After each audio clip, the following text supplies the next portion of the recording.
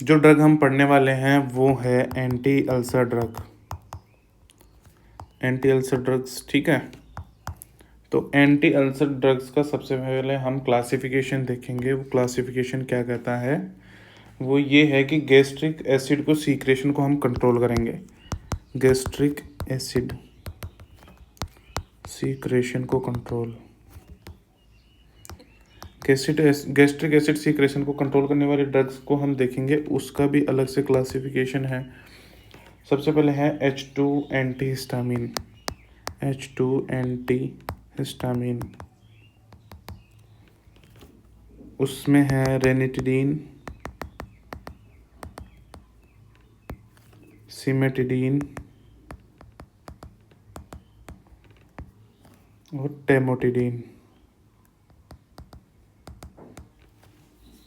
उसके अलावा है पीपीआईज, पीपीआईज में ओमेपेराजोल, ईस्मोपेराजोल, पेंटोपेराजोल,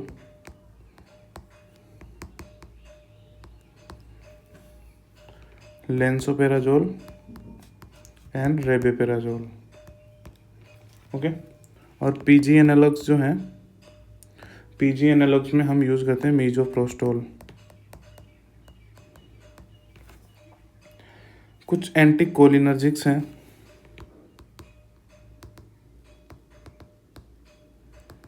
कुछ एंटीकोलिनर्जिक्स हैं जिसमें है पायरेंजेपिन एंड प्रोपेंथेलिन,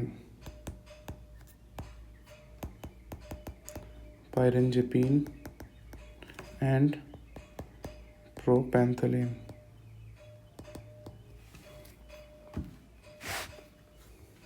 अच्छा, उसके अलावा अगर हम देखें तो एंटासिड्स हम यूज़ करते हैं, एंटासिड्स यूज करते हैं जो कि होती है सिस्टेमिक, सिस्टेमिक में है सोडियम बाइकार्बोनेट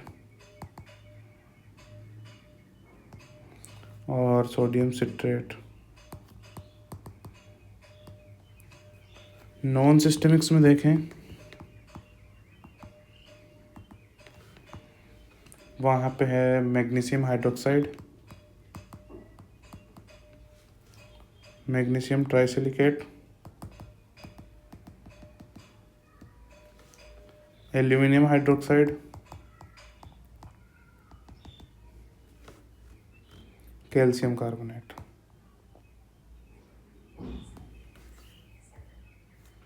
बाकी बचे दो जिनमें है अल्सर प्रोटेक्टिव्स,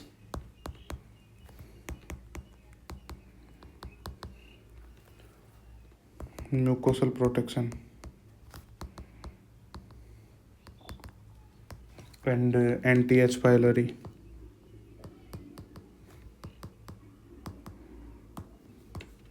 अब म्यूकोसल प्रोटेक्शन में सुक्राल्फेट, कोलोइडल बिस्मथ,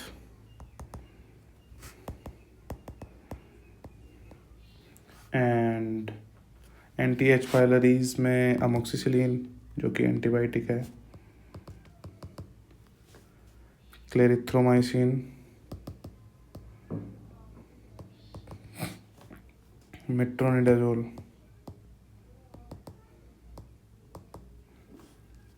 टीनिडाजोल,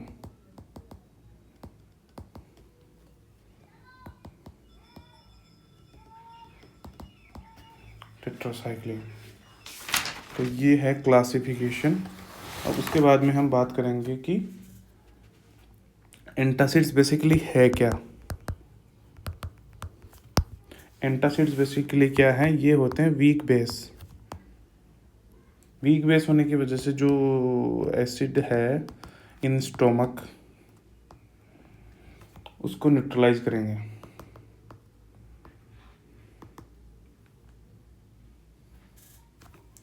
तो सबसे पहले हम देख लेते हैं जनरल एंटासिड्स को।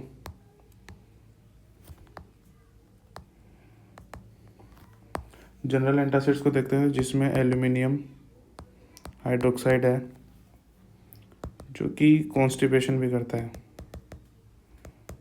ओके। मैग्नीशियम हाइड्रोक्साइड है, ये क्या कर देता है, डायरिया।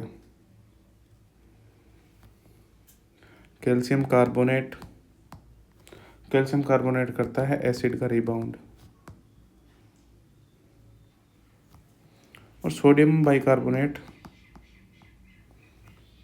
वो मेटेलिक एल्कोलिसिस, मेटेलिक एल्कोसिस करता है, एल्केलोसिस।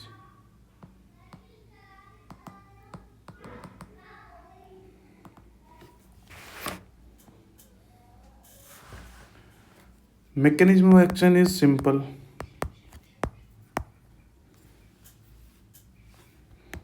मैकेनिज्म ऑफ एक्शन जो है, it increases gastric pH and decrease pepsin activity.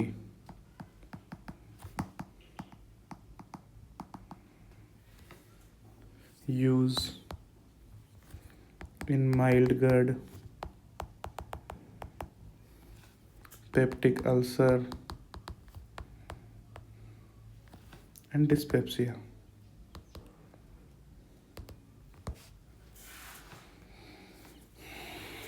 Balance antacid,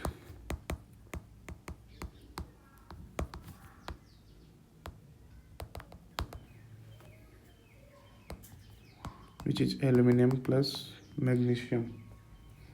aluminium और मैग्नीशियम को क्यों यूज किया कि ये एक एल्यूमिनियम जो है, aluminium bicarbonate is for constipation and magnesium bicarbonate is for diarrhoea.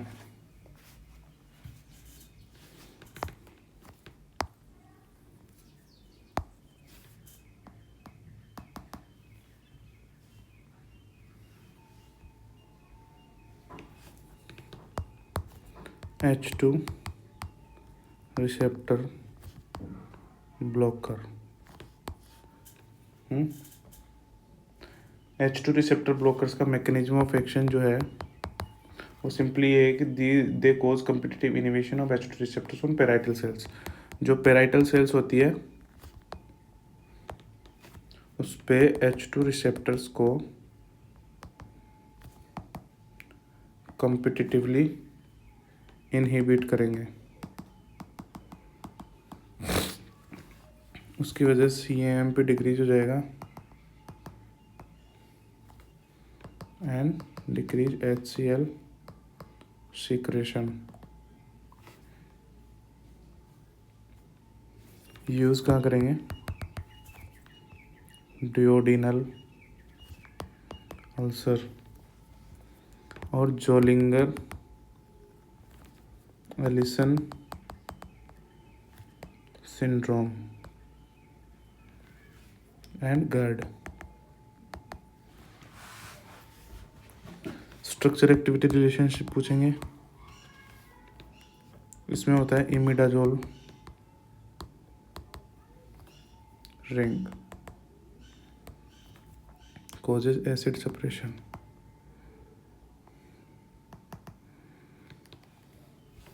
Imidazole ring होती है सिमेटिडिन में।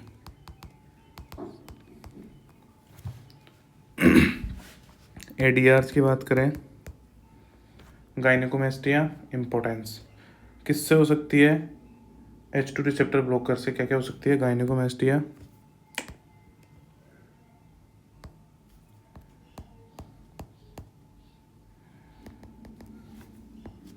And importance.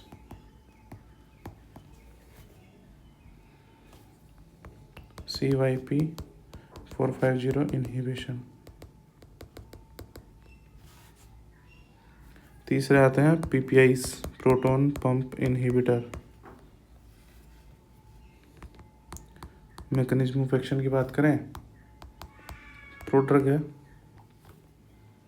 Which is inactive, gets activated in acidic caliculi।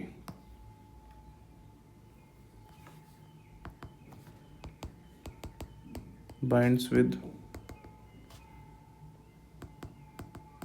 H hydrogen and potassium ATPase। causes irreversible inhibition.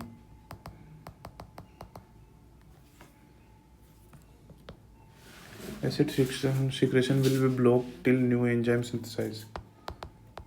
Acid secretion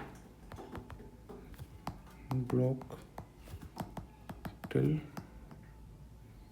new enzyme synthesize.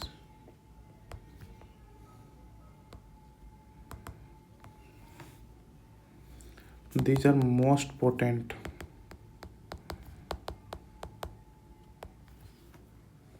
acid suppression.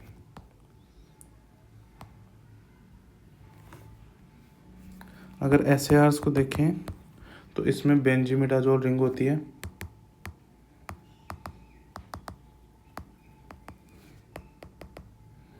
which is essential.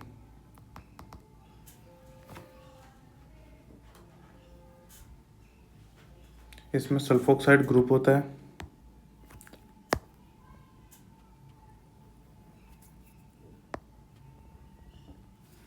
अरे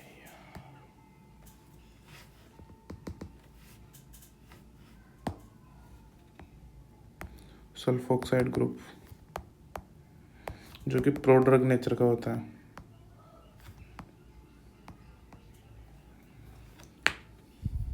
It needs acidic pH for activation. PPI जो होते हैं वो होते हैं acid labile,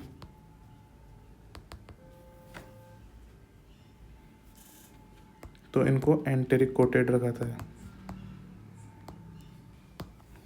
uses की बात करें इनकी तो these are drug of choice for peptic ulcer, GERD and NSAIDs induced ulcer.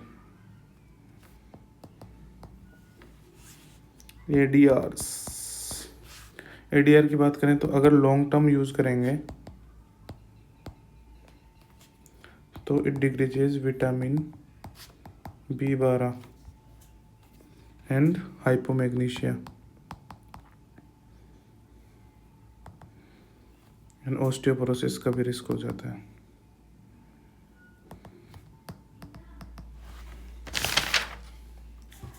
फिर आती है एंटीकोलिनर्जिक ड्रग्स,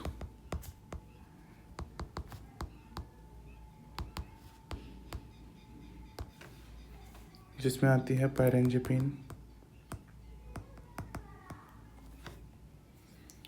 ये क्या करते हैं, सिलेक्टिव होते हैं M1 receptor broker.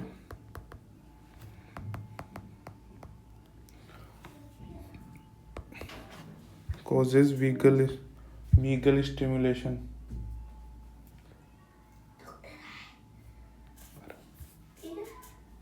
Causes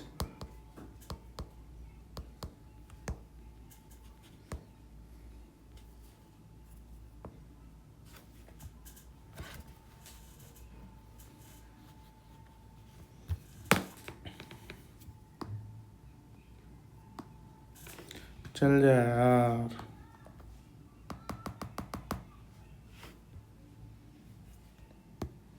iPad कब से हैंग होने लग गया भाई.